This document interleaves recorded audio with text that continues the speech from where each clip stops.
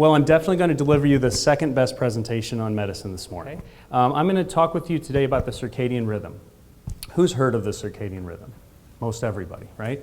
The circadian rhythm is a 24-hour clock cycle that your brain cues the rest of your body to react in a predictable manner. So the basic concept here is that we have this cycle that we follow that's influenced by exposure to light, but not entirely dependent on it, because we know we can violate some of the good rules we may have learned about the circadian rhythm and get by with it for a while. But it's just that, you're getting by for a while. So let's talk about the two most important players here. We've got cortisol. Who's heard of cortisol? Right. It's often named the stress hormone. That is just part of what cortisol does. Saying cortisol is a stress hormone would be like me describing water to you as a component of a margarita. It's not wrong, but it falls short of what water's actually doing. So cortisol is an incredible anti-inflammatory hormone that also peaks in the morning and helps to set in motion the body activities of the circadian rhythm. So cortisol is who we want to be hanging out with during the day. In the night, we want to engage melatonin release. And who's familiar with melatonin? Right. So melatonin is not just a supplement that you can buy at the health food store. You release melatonin naturally from the pineal gland, and it's triggered by the absence of light. Okay, so one of the most common subjects around melatonin release these days are the effects of screens on our melatonin release, because blue light that emanates from computer screens, cell phone screens, etc., can affect the release of this melatonin.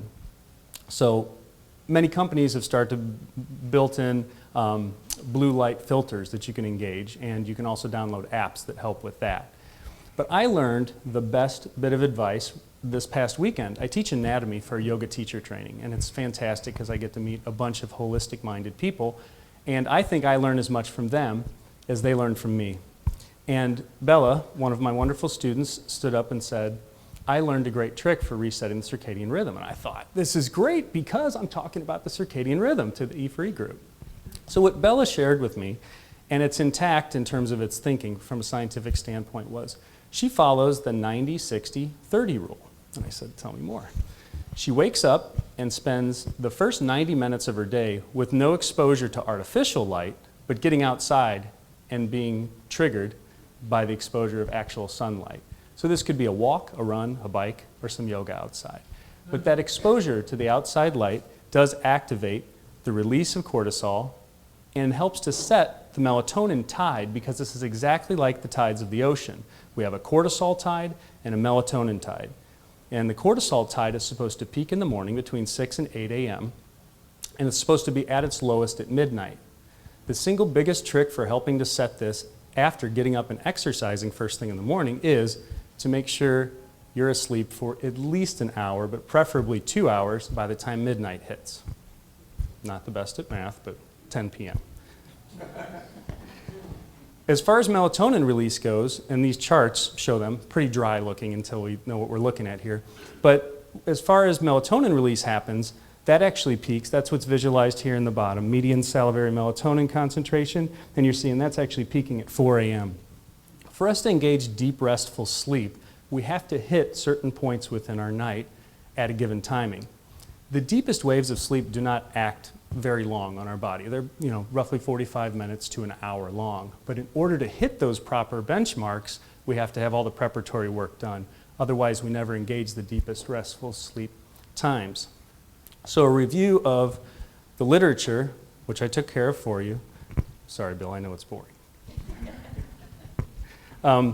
The review of the literature reveals that we've got both central clock, which is inside our brain to help set this. This is actually the clock that's in the hypothalamus, which is the center of your brain. And then there are peripheral clocks that exist in different organ systems. Now, I spend a lot of time doing Chinese medicine, and I'll tell you that this is nothing new. In fact, it's 4,000 years old as far as Chinese medicine is concerned. But as Les mentioned earlier today, these natural rhythms that are programmed into all of creation exist within our bodies also.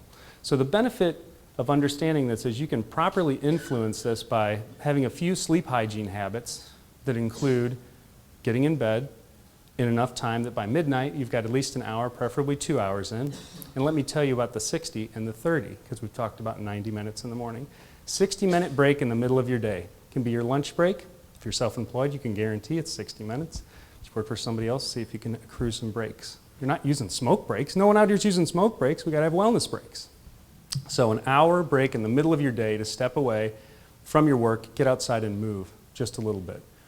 And then the 30 minutes is at the end of your day, and that has to be screen-free time, okay? Even if you have blue light filters on your devices, you're still best to actually have that break time such that you can guarantee that around 4 a.m., melatonin's going to spike.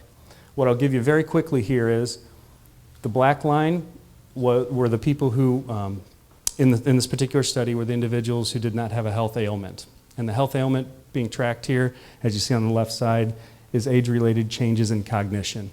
Okay, so the functioning of the brain.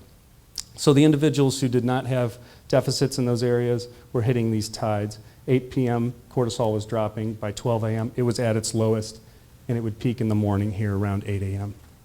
Melatonin release would spike at 4 a.m. and was just beginning at midnight. If you look at this, the dashed lines are the individuals with cognitive decline. So I could stand up here and literally talk for 4 hours about the importance of hitting these proper sleep waves.